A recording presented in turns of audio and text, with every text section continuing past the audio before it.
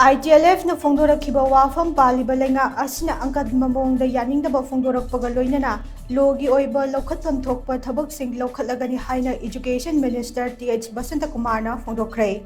ngarang athengbada nijaipa chuthekta leiba DIPR gi conference hall da Hill Area Committee gi Chairman Dipu Gangwaisu saruk yaduna pangthokiba paugi mifam amada Minister Basanta Kumar na hai ITLF na phongdorakhiba wapham asigi matangda ruling legislator singi oiba mifam ama famkhe mifam maduda ITLF ki wapham condemn tauba haina amato oina yanakhibaga loinana makhata na hiramasiga mari leinana ITLF amade statement adubu phongdorakhiba miyoi yauna mari leinaba singda logi oiba loukhatpham thokpa thabak sing loukhatpa haina warepnare statement asi logi meeting da yumpham yaudaba Constitution basis yaudaba statement amane statement asina state asigi law and order gi fibam sokhalakpa yai haike paumi singna hangba wahangi paukhopira duna minister na hai class 11 gi hanagi lairik da aranba puari yauramba adugi matangda thijinba hore lairik adu chanadre textbook review committee amagi makhada ningthina review tawraba anauba lairik ama chahi asigi August thada chanaba hokre hanagi lairik adu tamnadre Hanagi lairik adugi mathakta yengsinba hore mathau taba action sing loukhatlagani haina mahakna makhata ke pigiba statement arang akhigi pigiba se yamna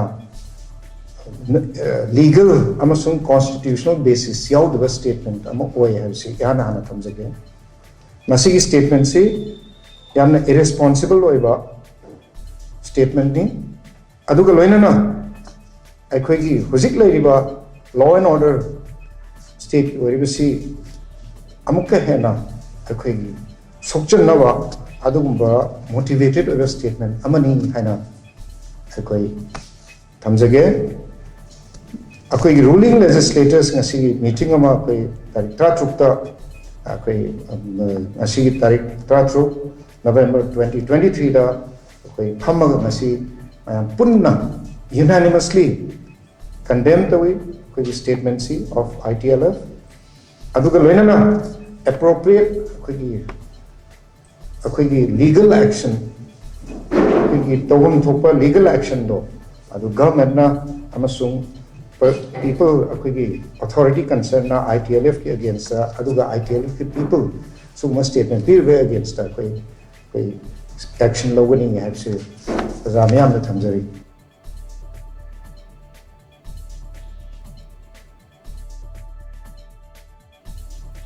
Panba yabadi chahi asigi megi tang ahumdagi Manipuri tokhaina tarage haina horakhiba irang asibo thoganbada achauba thodang lauribani haina panariba ITLF na kuki jo furup sing na namna khundaba mafam singda makhoi oiba tokhaiba leingak lon ama leiragani state amadi center leingak na khangba natraga khangdaba gi wapham tokhaina thamlaga tokhaiba leingak leiragani haina phongna loukhatpham leikhrabani